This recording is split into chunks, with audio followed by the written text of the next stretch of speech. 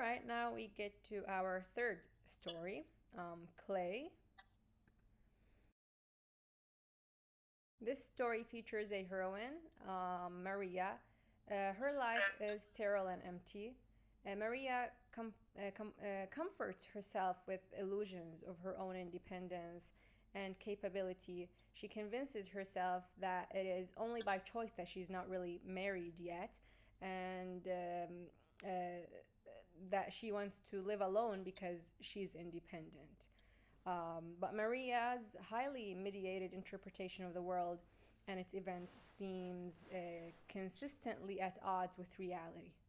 So she ends up a pathetic figure who's the butt of cruel jokes that she is too deluded to even understand uh, that situation.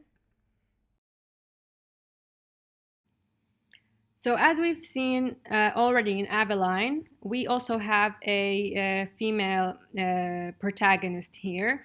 Maria is a lone female protagonist. The story is told from her point of view, but is still narrated in third person. And I think the style of the narration makes it clear that Maria's point of view is really diluted and that she seriously misinterprets reality.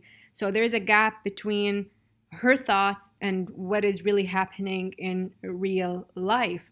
Uh, so, like I said, the gap is clear, and Maria's perspective is clearly not an accurate one of what is happening in reality. And like I said, the narrator, although speaks from her point of view and from her perspective, still narrates and talks about Maria's perspective in a very condescending tone. So we have the free indirect style in Clay. It's a technique pioneered by the 19th century French novelist Flaubert, one of the writers who influenced Joyce the most strongly.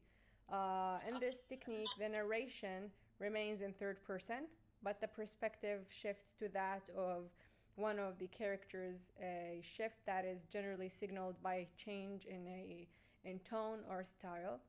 Also, the technique is frequently used in Dubliners and in a portrait of the artist as a young man.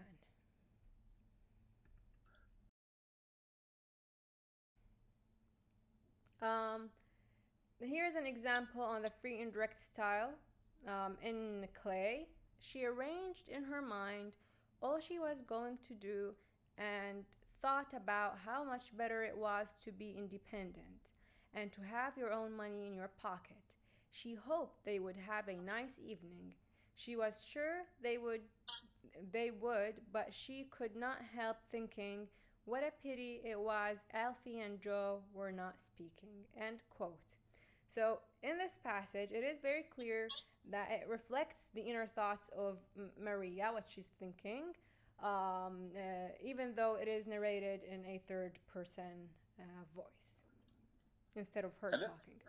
this indirect freestyle is really a very effective and very sophisticated mode of narration that again indicates that Joyce was already working at a very high level before he became a modernist. But again, he was specifically influenced by Flaubert and learned this technique from Flaubert for sure. Is there any comment you would like to add on this story before we move to a painful case?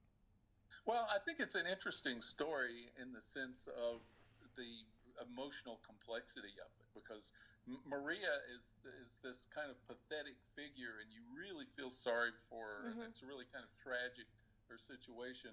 But also, she's so deluded and so unaware of the truth of what goes on around her that you almost want to just shake her or something, say, hey, look at realities. And she almost becomes just a ridiculous figure. And I think that's something that you also see often in Joyce's work is that it's not just simply, monotonic in terms of the emotional reaction you might have to the characters. Most of the characters have both positive and negative aspects to them. Yeah, I think a lot of my students tend to just kind of miss out on that point and especially the importance of that third person narration and how deluded she is and how she misinterprets reality. And they tend to, there are two things that they generally just kind of think about when they're reading the story. One is that they think that she is really independent and that she goes to this job and that they think somehow she has some kind of university education, which is just not true, right? Yeah, she's not well educated, clearly. And the other thing, that the scene at the end when they're opening the presents and they're playing the game and she opens that paper and it kind of represents something like death or whatever, because the title, clay. And then they think that she has a moment of epiphany. So can you clear that out, that there is no epiphany whatsoever? Yeah, there's no epiphany whatsoever here. Maria is too deluded to have epiphanies about anything. And I think one of the ways you can see that, but you have to read really closely and get really attuned to the style of the narrative, because as you pointed out, you have all of this free and direct style that reflects Maria's point of view, but much of the story is just narrated in a straight third person kind of classic 19th century narrative style, where the narrator is just reporting objectively on what's going on.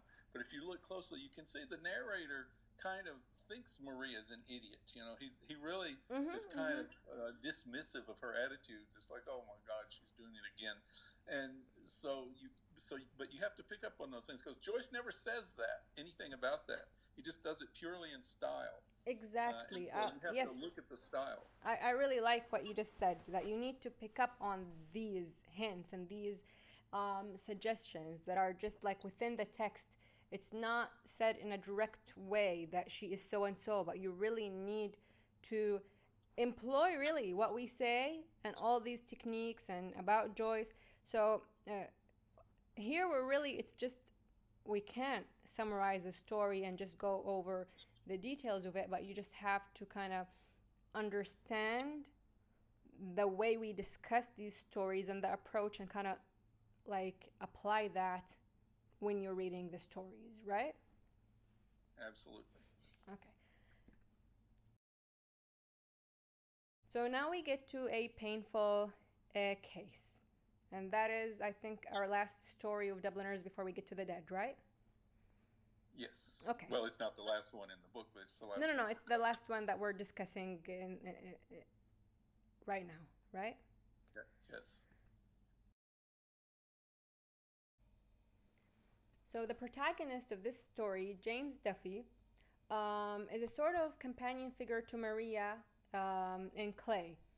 He also comforts himself with delusory images of his own autonomy and his own independence, and that he really does not need any kind of inner subjective relationship with people, and that he's just fine to be like away from everyone. He even lives alone in the Dublin suburb of Chaplazed, away from people. He just doesn't even want to be part of like any society or like have any friendships. This is a quote from the story. Because he wished to live as far as possible from the city of which he was a citizen. End quote.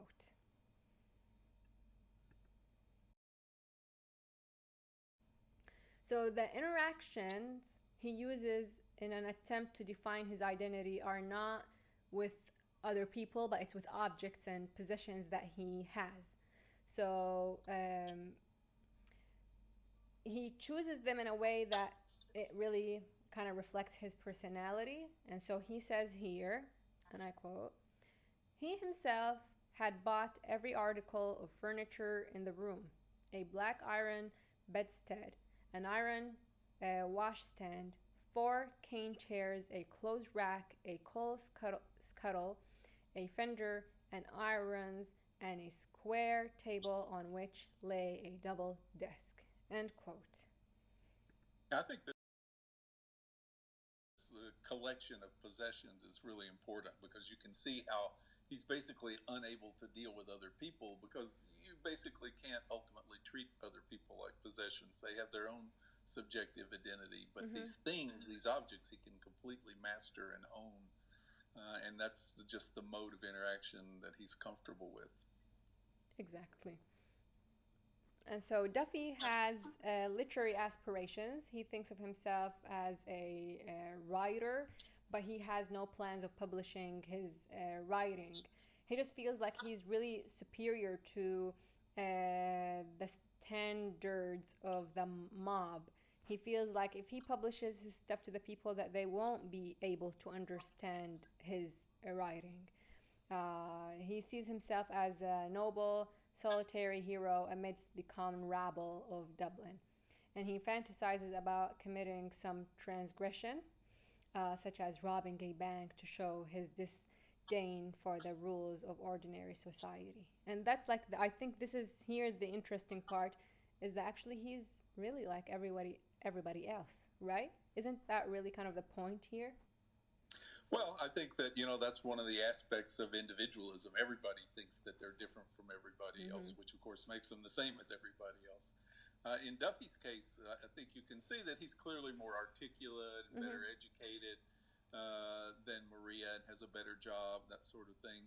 But ultimately, he's just as ridiculous as she is. I think that's these stories also make kind of a pair because of the way in which you see their similarities and differences. But he ultimately is in a more empowered position in this society. He does have more choices He's a and more man. options than Maria because he's a man. Exactly. Exactly. So he always talks about how independent he is and that he just doesn't even want to be around other people. But then he meets Emily Cinco, and I think that I mean she's the painful case of the title.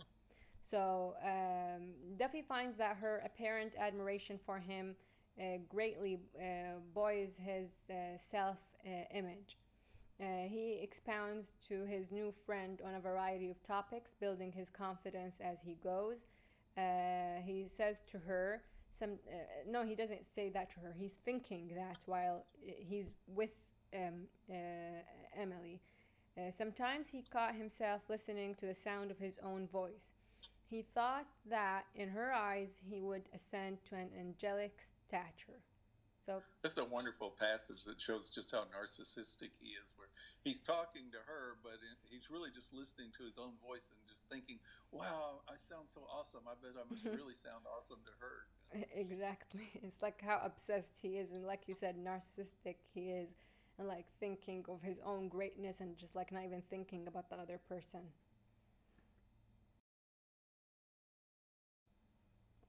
So Duffy's narcissistic fascination with his own voice demonstrates the way in which he is unable to relate to others. We said he just doesn't like do that inner subjective kind of relationship with people, including Emily Sinico.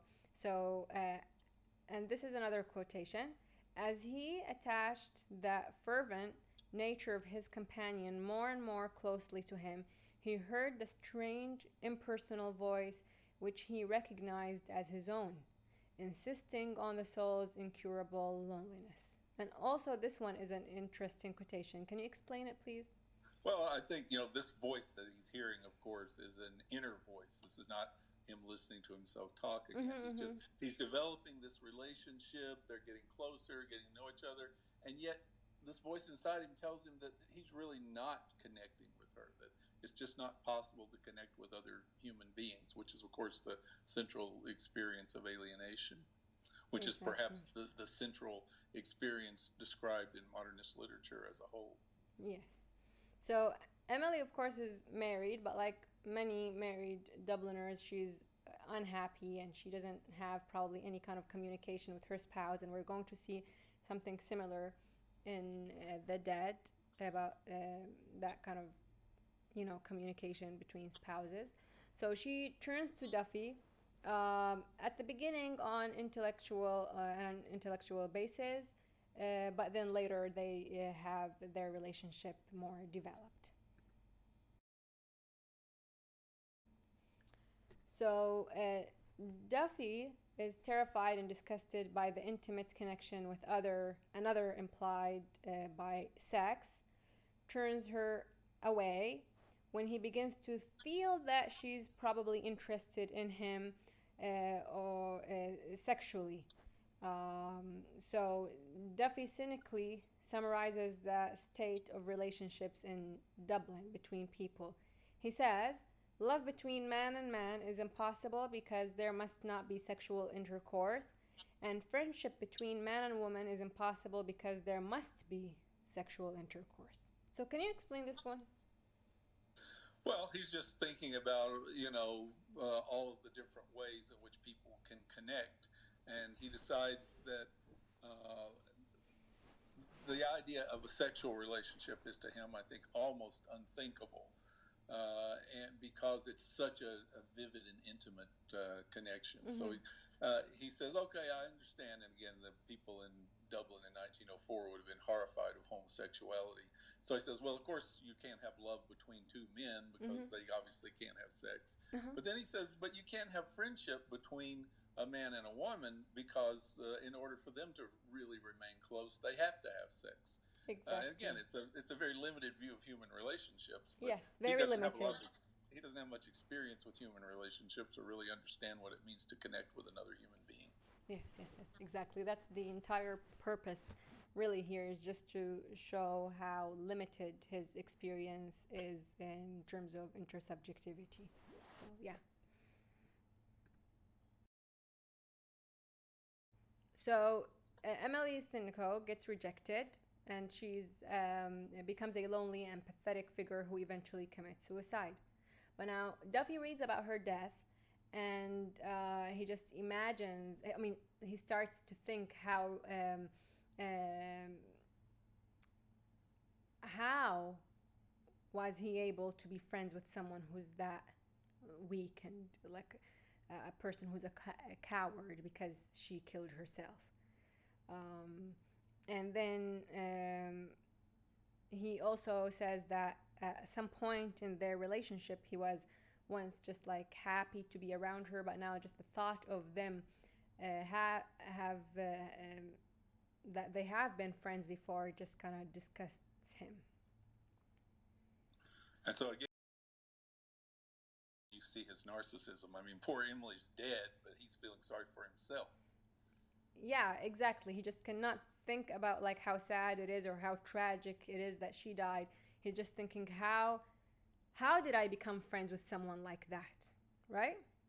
And Right. so he begins to experience guilt a little later, and he just starts to think that Emily must have committed suicide because she loved me so much and she couldn't have me.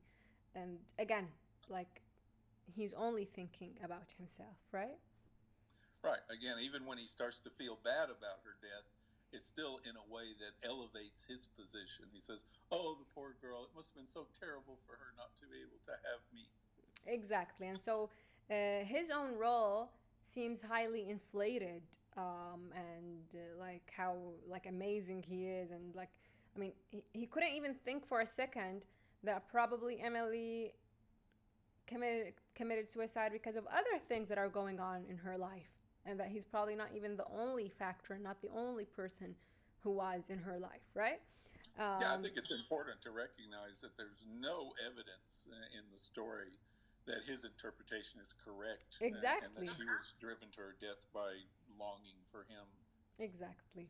So in the end, he returns to his solitary and empty life, a perfect mirror of the Dublin to which he thinks himself so superior. And that's something we mentioned at the beginning when we started discussing the story, is that it's just interesting that he just thinks that he wants to stay away from all the people in Dublin and that he's different from them, but actually he's really like each one of them probably, and that's Professor Booker mentioned that sense of individualism that makes people think that they're unique and that they're different from each other, and that's just not necessarily the case.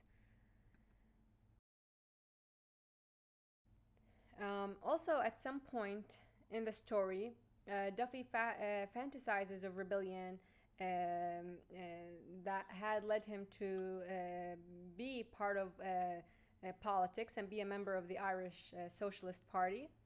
And he says, here he says, he had felt himself a unique figure amidst a score of sober workmen lit by an inefficient oil lamp. This brief but unsatisfactory political experience leads him to believe that no social revolution would be likely to strike Dublin for some centuries. So, the decayed condition of Dublin's political parties mirrors the way in which all of the city's traditional structures of authority have become sterile, even while maintaining their ability to control the lives of the local citizenry. And this is really similar to the Catholic Church when we said that the nature of it is moribund. So it's there, it's controlling every aspect, but it's just dead, really, right? Yeah, I think Joyce saw that the most Irish political activism was completely ineffectual and really wasn't getting anywhere, largely because they were always fighting among themselves. They couldn't agree on things. They're always fantasizing about the romantic past. Mm-hmm. They just had a lot of trouble just getting their eyes on the prize and focusing on what they needed to do And moving I into the future. think a lot of students also misunderstand or misinterpret a scene at the end in the story when he's at the park and he sees two people kissing and having an intimate moment, and there's like a line that says that he had missed out on life's feast or something like that. That's a moment of epiphany for uh, Duffy. But can we just point out that he really doesn't experience any No, I real think epiphany? it's a moment where he experiences a brief fantasy Mm-hmm. that what my life might have been like if I had someone, Mm-hmm. but he's going to go right back to being the way he was. A genuine epiphany changes you. It's where you have this sudden insight and you realize something you hadn't realized before, and then that stays with you and you're changed forever. He's Exactly. not going to change. He's going to go And right I back to really, being really the same think way he that the was. suggestion in the story is that he's just gonna go back to the way that things were for him. And so, I mean, if it had been a real epiphany, like you said, it would be a moment that would really change your life in an irrevocable way, right? Right.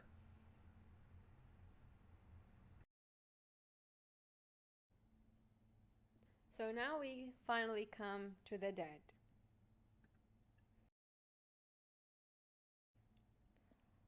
Um, Dublin for Joyce suffers from an excess of tradition to which Dubliners are far too obedient. So, this point really kind of speaks about the experiences experienced by the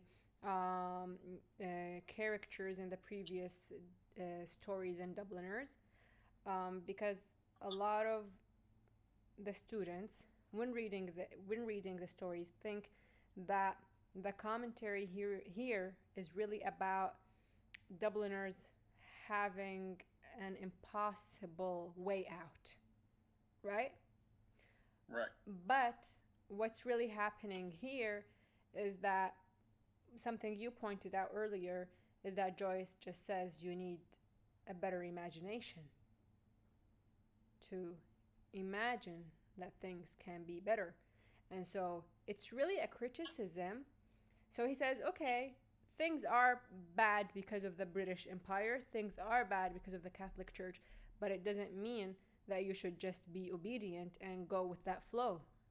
And that he's really complaining about Dubliners um, following that tradition blindly without questioning it. And so the crisis in tradition that informs Joyce's modernist view is potentially a good thing, clearing the way for something new and better. And in The Dead, we see Joyce's major attempt and, like, really first attempt in literary intervention in this movement toward the new. I mean, it's kind of ironic because the name of the story is The Dead, and it has different meanings, so many different meanings. Probably I can point out just now like two of them. Number one is the Dubliners' or the Irish people's fascination with death. Because death has been part of their lives for a very long time, all the history of struggle, and so it kind of became something that they're just fascinated with. Another thing is probably the dead of points out to the death of tradition and pointing towards something new that has to come. What do you think? Yeah, absolutely. And I think the story embodies that in a particularly interesting way because, on the one hand, this is the story that thematically delivers that message most clearly of all the Dubliner stories. But it also embodies that message because the story itself is something new, is a turning away from the literary past. I mean, it's filled with allusions to previous literature and that sort of thing, but it's not dominated by it. It's something new in itself that goes in its own direction and isn't limited by what's been done before. Exactly. So the story is written several years later than the other Dubliners' stories. It begins to use wordplay pointing toward the verbal pyrotechnics of Ulysses and departing from the verbal poverty that we already mentioned in the earlier stories. A complex story that can be interpreted in a number of ways. We already pointed that out, ranging from comic to tragic. Reading it as a modernist story, though, would emphasize its irony and wit and tend toward comic readings. Professor Booker, you can explain this to us. Yeah, this is an interesting film. In 1987, John Huston, a very distinguished American film director, though he did most of his most impressive work back in the 1940s and 1950s. This was, in fact, his last film. But anyway, this film caused an absolute uproar among Joyce scholars because everybody was screaming, no, no, no, because they felt like he just completely misunderstood the story because he misses all of the humor and depicts it as just this deadly serious tragic story. And I think that's kind of unfortunate because it's such a wonderful story and filled with so much wit and humor. But at the same time, I'm not sure you can really say that Huston's interpretation is wrong. I mean, I think it's one of the aspects of Joyce's writing that it just opens itself up to all kinds of interpretations. So if you want to read The Dead as being deadly serious, okay, that's your business. But certainly all the cues are there to read it as a really nasty kind of comedy. Exactly. Yes, I agree. So, our protagonist in the story, Gabriel Connery, entertains romanticized memories of his past with Greta, his wife, while his wife remembers her distant encounter with a long dead Michael Fury. But neither of these fantasies has very much to do with reality. So Greta is not so entirely circumscribed within his own fantasies as he would like to think and believe. And Greta believes that Michael Fury died of love for her, suspiciously similar to James Duffy. We already discussed how he thinks Emily Simcoe died for him in a painful case. Another good example of the way the stories in Dubliners are so intricately interlinked. Exactly. So clearly, the fantasies of both Gabriel and Greta are ineffective in helping them to transcend the conditions of life in Dublin because both fantasies are so unrealistic. There is a critic, Vincent Pecora, who notes that Greta fabricates the legend of Michael Fury, just as surely as Gabriel has fabricated his secret life with Greta. So Gabriel learns in the end of the story of Greta's past relationship with Michael Fury. It would seem that here is a real opportunity for them to connect and have a communication, because we already discussed that Gabriel thinks that his wife is totally devoted to him in every way.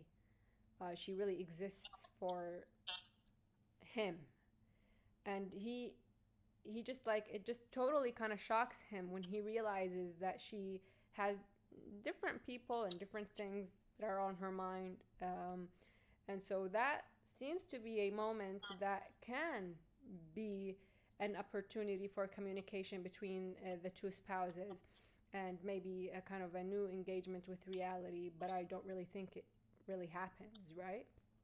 Yeah, it's very much like in a painful case. It's a false epiphany. Gabriel learns something new and comes to understand something that he hadn't understood before, but he doesn't really do anything with it that fundamentally changes his attitudes Mm-hmm. or perceptions of life. And that's why, I mean, here probably would be a question, maybe by a student, that would say, but you said that this is the real modernist text that is different from the other stories. Again, not necessarily thematically, like we've already explained, but again, if you pay attention to the structure, to the language, and of all that, you can tell a clear departure from the other Dubliners stories, right? Yeah, if nothing else, it has a much larger vocabulary than Mm-hmm. any of the other stories. The other stories have a vocabulary of less than 1,000 words. All of them put together use less than 1,000 different words, whereas the Dead uses a couple of thousand. So it uses twice True. as many different words as the whole rest of the book put together. In Exactly. comparison, you might look at Shakespeare, who in all of his collected plays used 12,000 words, which is considered a lot. I mean, one of the things that Shakespeare's famous for is his vast vocabulary, Mm-hmm. much of which he actually invented and just added words to the English language. Mm-hmm. But so the whole text of Dubliners has about a 2,000 word vocabulary because it's included within those words that are in the Dead. Uh, Shakespeare has a vocabulary of 12,000 in his collected works. Ulysses has a vocabulary of nearly 30,000 words. Mm-hmm. So 2.5 times the vocabulary of Shakespeare. And Finnegan's Wake has a vocabulary of over 60,000 words, so more than 5 times the vocabulary of Shakespeare. So you begin to see why people talk a lot about Joyce's verbal pyrotechnics. Mm-hmm. And also, like, if we want to mention thematically and how it's actually maybe different from the other stories, it's James Joyce's ability to kind of be sarcastic in the story and kind of be comical in a lot of instances, right? But like other ones are like really serious. There are moments, I think, of slight comedy in the earlier stories, but Mm-hmm. the comedy is much more obvious and much broader in the Dead than it is in any of the other stories. Yes. So Gabriel learns that Greta has an existence and a life apart from his, and that she does not exist merely for the purpose of shoring up his own self image. Now, we already discussed this. Indeed, in this ending scene has often been read in precisely this way. Brown suggests that Gabriel's discovery that his wife is a stranger to him is a real contact with another subjectivity. So Gabriel can move beyond his own solipsistic uh, concerns and toward a genuine involvement with others. But I mean, the question here, does he?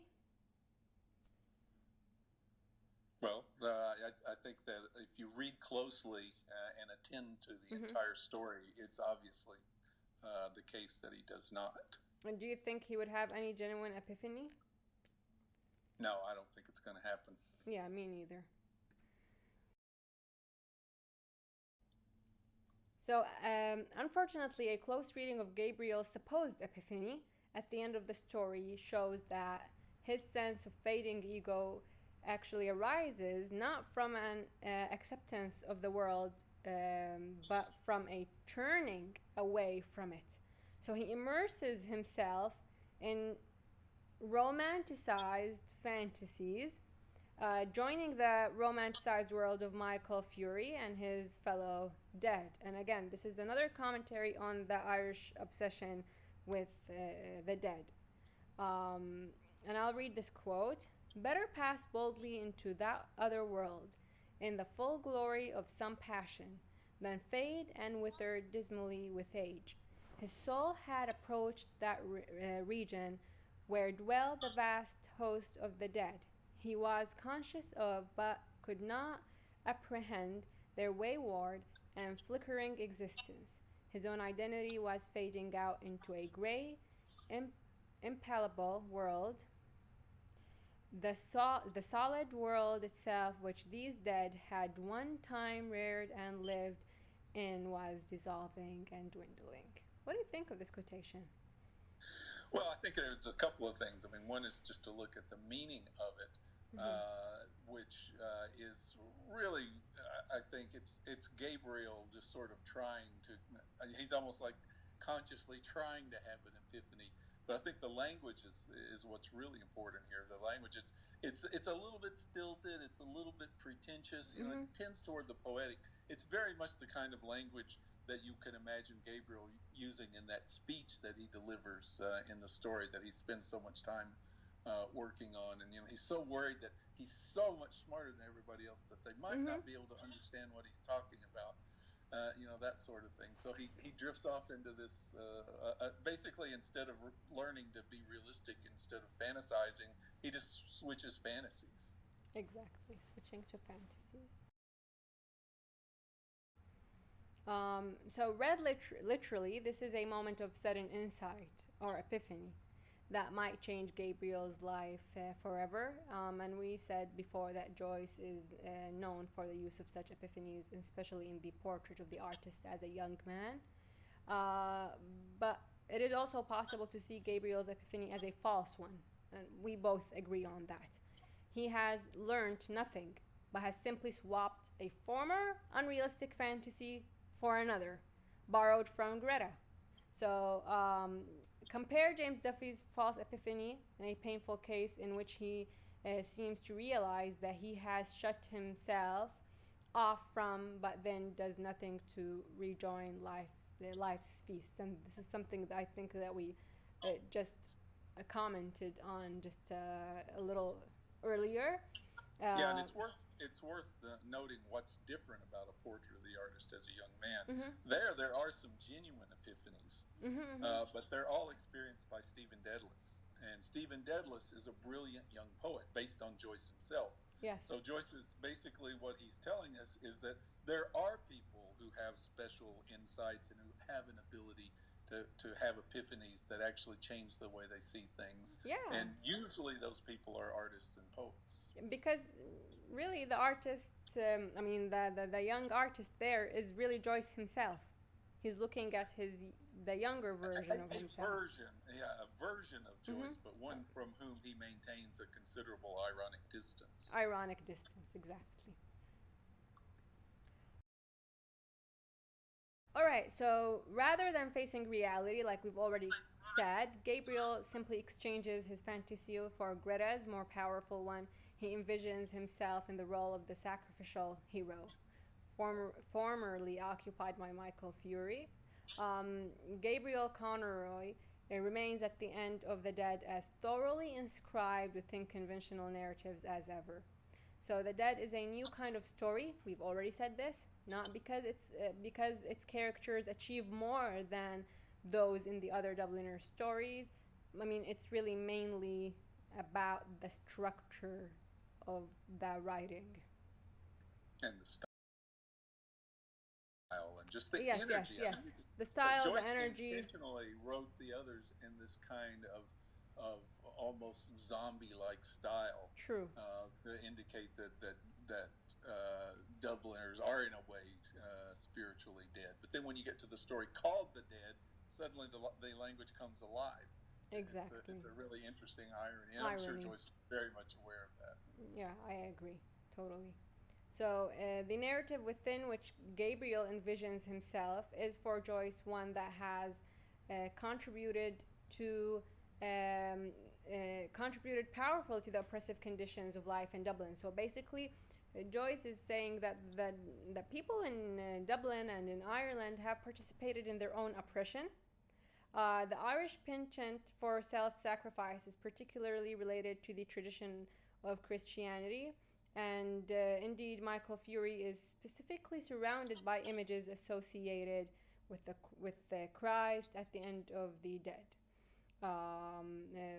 As when we are told that the snow in the churchyard where he was buried lay thickly drifted on the crooked crosses and headstones on the spires of the little gate on the barren thorns.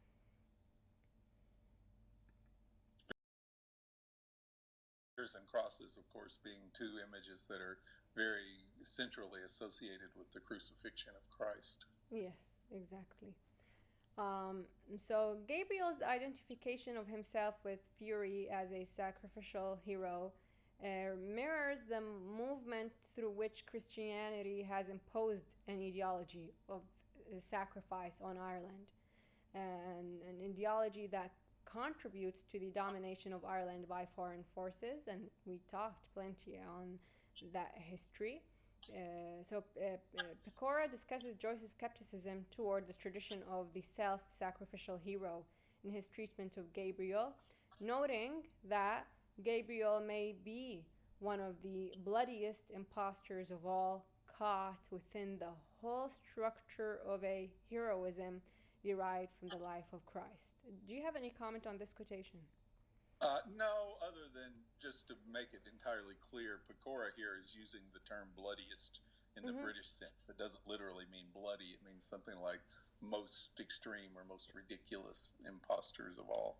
Yes, yes. Thank you for pointing that out. So at the end of The Dead, the voice of the narrator becomes virtually indistinguishable from that of Gabriel, and that's another indirect freestyle. We witnessed that in the other stories, in Eveline and in Clay. Moreover, the lyrical style of The Dead represents a significant departure from the style of the scrupulous meanness informing the other stories. We've already said that as well. And so, probably suggesting the beginnings of an awakening from the paralysis. So, the feast at the center of the story is also an image of richness and abundance that sets the story apart from the earlier stories.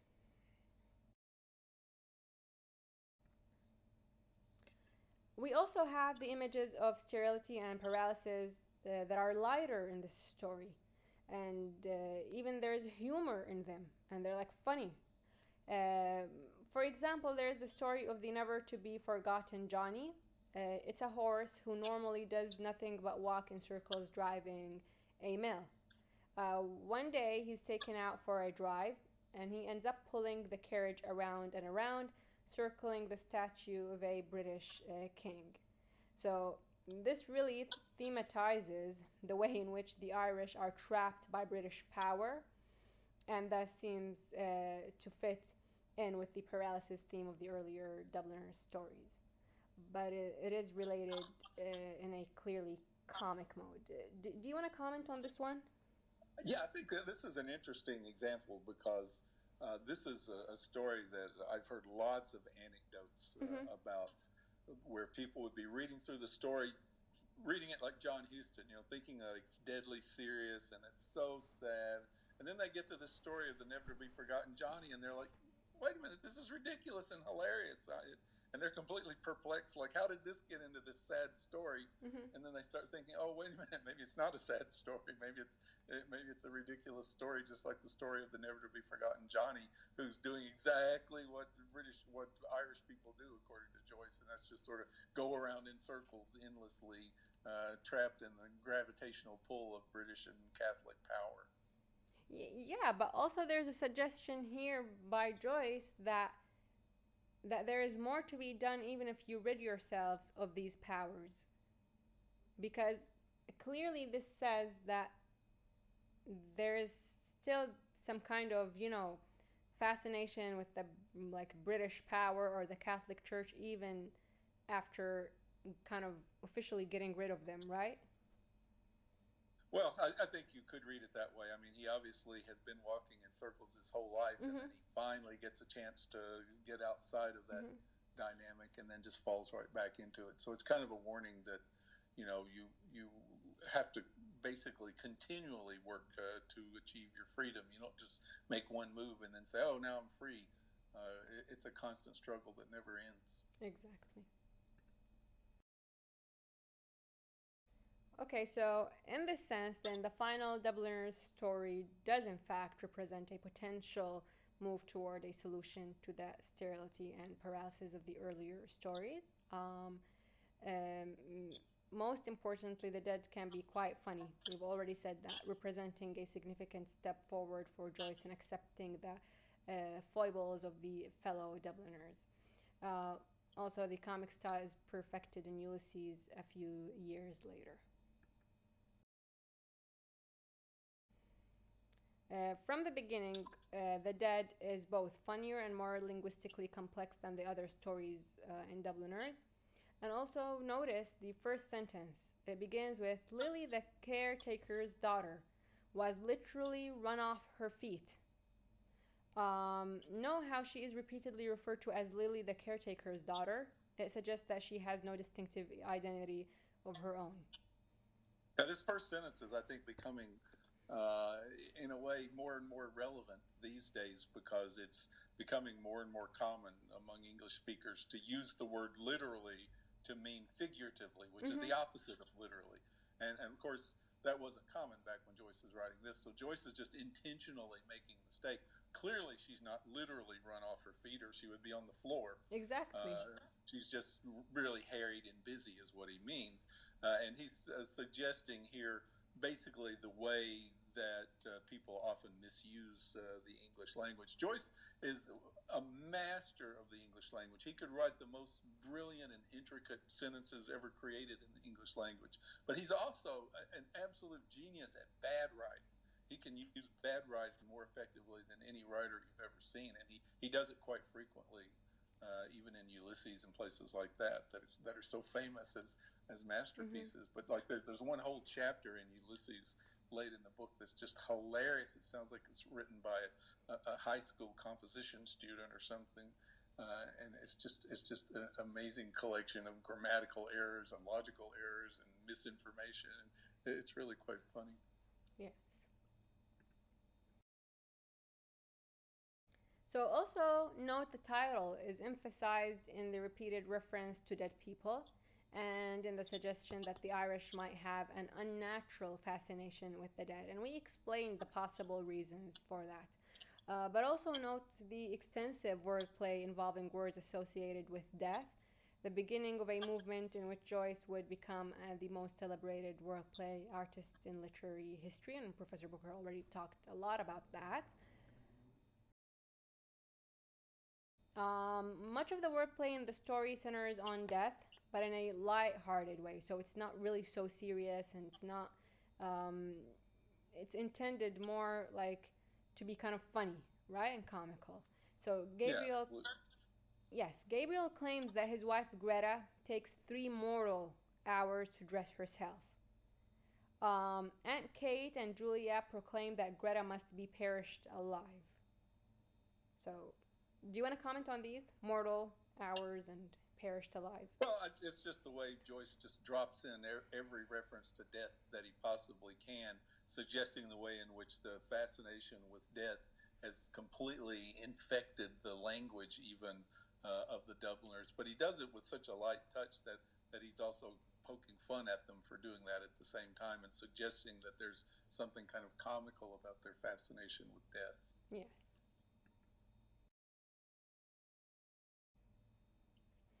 So, also note how many of the images of death are more comic or ironic than tragic.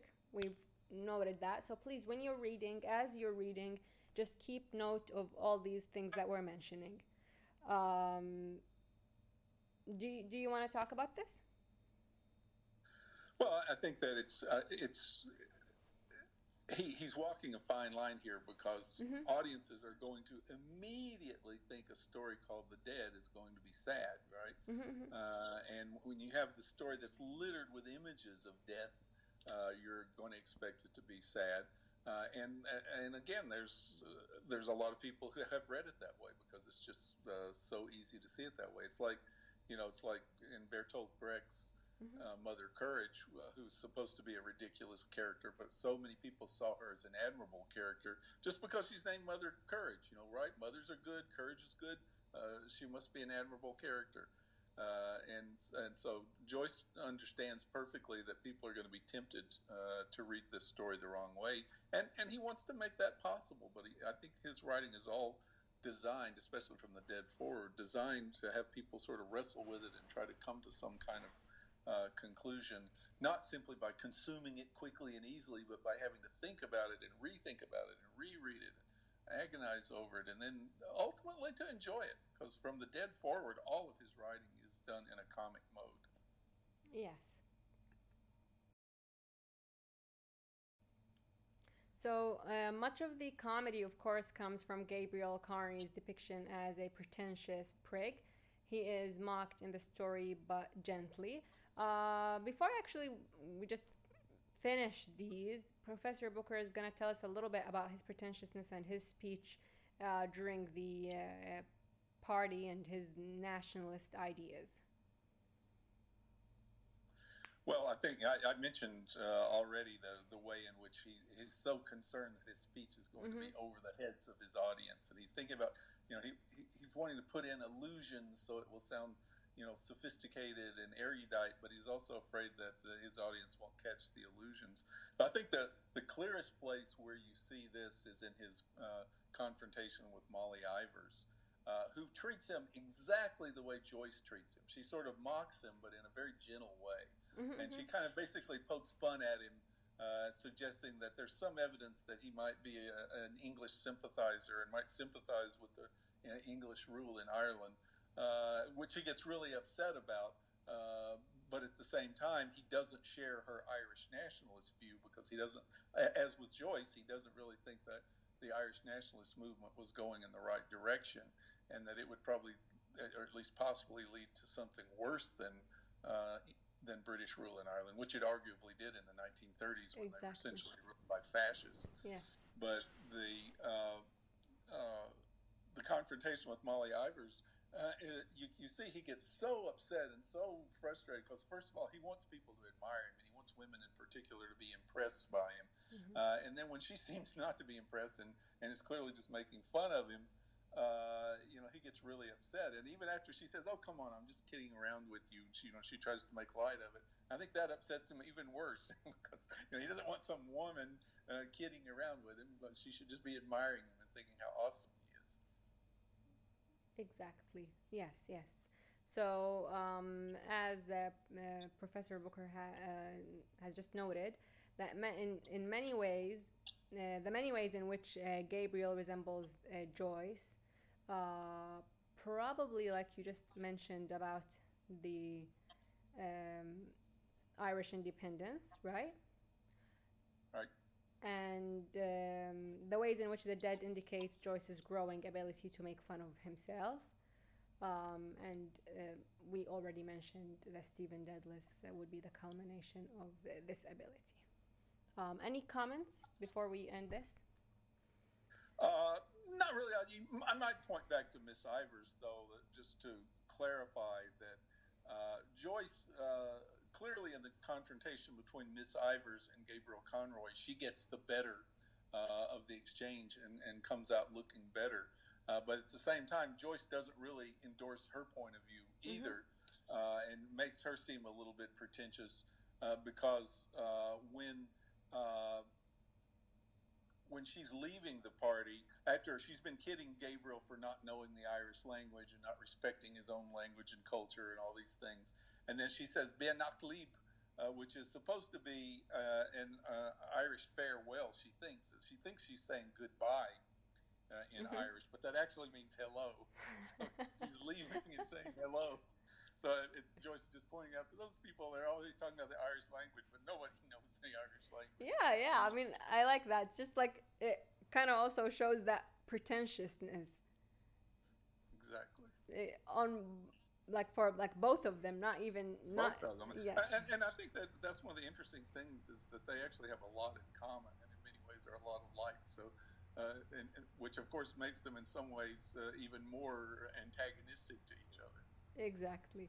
Do you have any advice on like how the students should prepare to now read dancing at Lunasa, since you have your chapter written on that, and since this is what we're going to discuss next time? So how should they be prepared? Well, I think that there's a lot of historical background Mm-hmm. that's really important to understand Dancing at Lunacy. Again, this was written for an Irish audience. Mm-hmm. And so, with the assumption that the Irish audience would understand, at least to some extent, what the background is. Mm-hmm. And so, there's very little background supplied in the play itself. And so, uh, I would advise students to Familiarize look. themselves with the. Well, I think they should view your lecture that you're going to post for them on the play before they read the play, Okay. and then after they read the play, if they want, we can supply them with the link that they can go and read a discussion that I did for my students Mm-hmm. on that play. And so if they watch the lecture, then read the play, then read the essay that we can send them a link to, Mm-hmm. then they'll have all the information they'll need to really understand that play, because it's a play that's really, really hard not to understand. I think a lot of people read it and they're like, "Wait a minute, what did I just read?" And what was the point to this? It's probably of all the text in your class, it's probably the one that's hardest to grasp. I mean, Yeah. there's some of the fine details in Dubliners are clearly going to be missed, but the overall thrust of what's going on in Dubliners is I think, pretty straightforward. But Dancing Yes. at Lunasa is a lot easier to just miss entirely and just be completely puzzled by what you're supposed to think of it.